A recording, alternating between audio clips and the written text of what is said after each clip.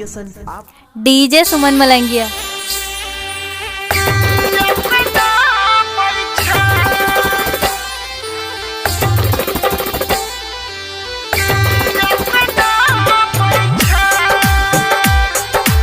अभी आप सुन रहे हैं सुमन मलंगिया एंटरटेनमेंट के माध्यम से।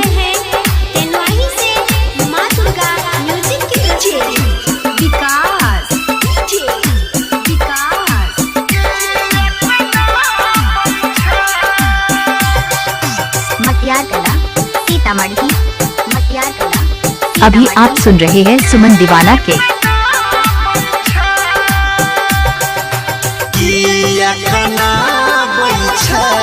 ये जानो कि अखना बैठे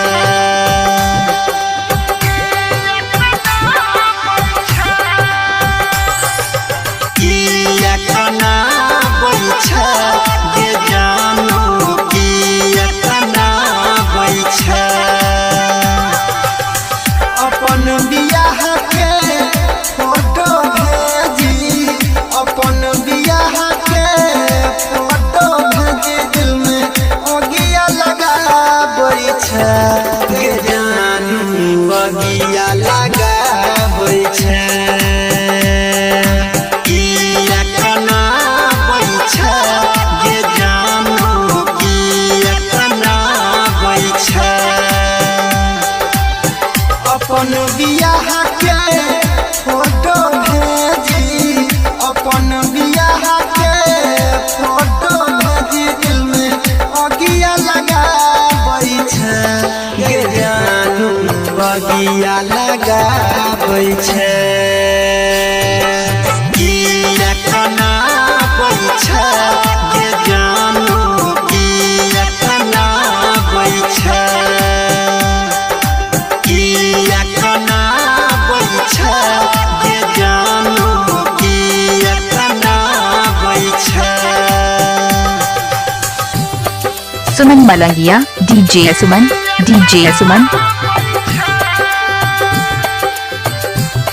खाए अजीपुर गांव मलंगिया।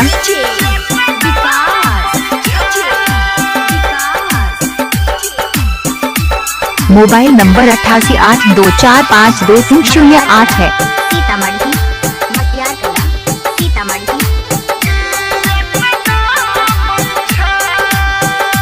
दिल नहीं मानै छे हर पल कानै छे तोरा सिवाऊ केकरो नहीं जाने छे। डीजे सुमन दीवाना। हाँ दिल नहीं मानै छे हर पल कानै छे तोरा सिवाऊ केकरो नहीं जाने छे।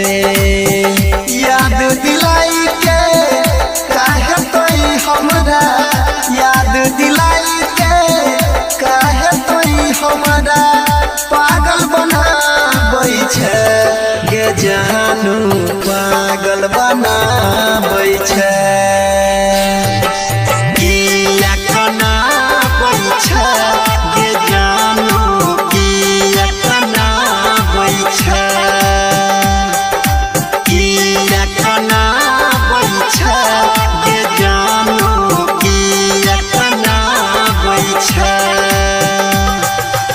अभी आप सुन रहे हैं तेनवाही से माँ दुर्गा म्यूजिक की प्रस्तुति। डीजे सुमन दीवाना सुमन मलंगिया।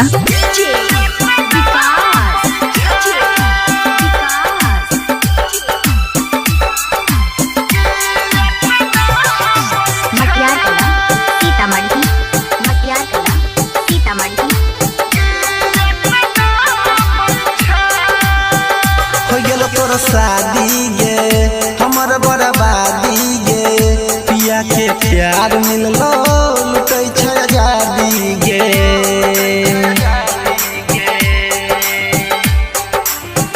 हो गेलो तोर शादी गे हमर बर्बादी गे पिया के प्यार मिललो लुटै छै आजादी गे। राइटर अंकित अनिल यादव के परवीन देवेंद्र अनिल यादव के जाकर जाके उड़ाबै छै किया कना बैछा गे जानू किया कना बैछा किया कना। अभी आप सुन रहे हैं सुमन दीवाना के डीजे सुमन मलंगिया मधुबनी।